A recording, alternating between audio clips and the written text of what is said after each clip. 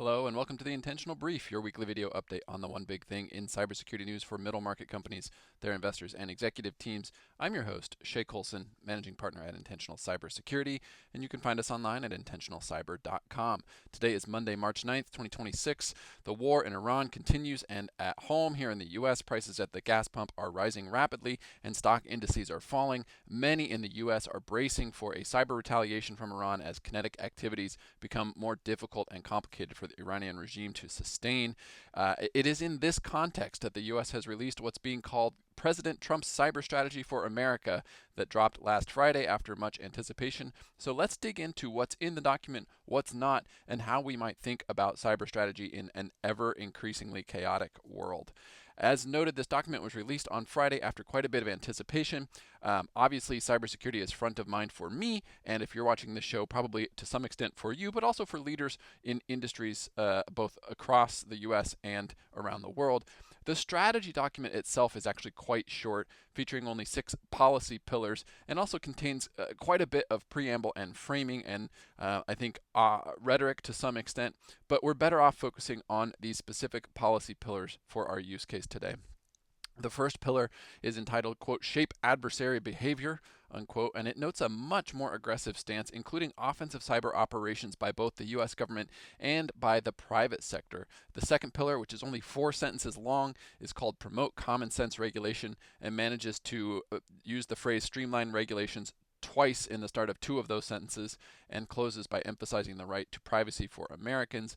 The third pillar seeks to, quote, modernize and secure federal government networks, unquote, a much needed effort, though I'd note it's not as if agencies haven't been trying to do this modernization for decades at this point. Pillar 4 aims to secure critical infrastructure, obviously a continued priority given that that is actually in CISA's name itself, a holdover, I think, from Biden and other efforts. And the last 2 pillars focus on sustaining superiority in critical and emerging technologies, obviously AI being one of those, and then building talent and capacity. Taken as a whole, I would say most of these aims are both non-controversial and necessary for all sorts of reasons. I've talked before on this show and in other places about my thoughts on offensive cyber operations, particularly by private sector actors. But the rest of the strategy seems both reasonable and timely. The challenge, of course, is when and how the rubber meets the road. It's been noted by the administration that an action plan and additional national security memoranda are forthcoming, which is where we'll really get a sense of how the strategy will be implemented. But I will say that if you're in charge of or even tangentially exposed to cybersecurity strategy at your organization, I would encourage you to think about the steps beyond the vision. In many ways, setting out this vision is the easy part. Getting there, realizing the vision is hard. What are you going to do? What are you going to not do? What are you going to measure, and how will you know if you're moving in the right direction?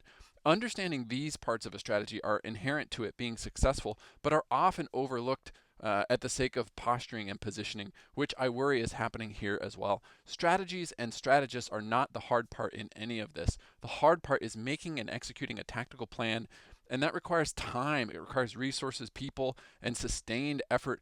And it has to exist in a very real world of constraints and costs, and the fact that the adversary gets a vote regardless of how much you try to shape their behavior. So while a strategy is important and a vision is important, it is not necessary and sufficient on its own. And we should quickly turn our attention to implementing that strategy, making tactical plans, and measuring progress in a way that helps us determine both direction and velocity so that we can adjust if and when needed.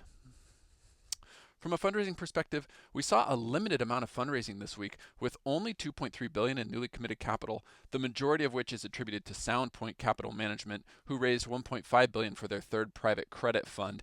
Private credit was actually featured in a couple of different places, even just today, on today's Axios Pro Rata newsletter, which featured a piece around the challenges of private credit cycle, particularly with relationship to redemptions and when those are limited.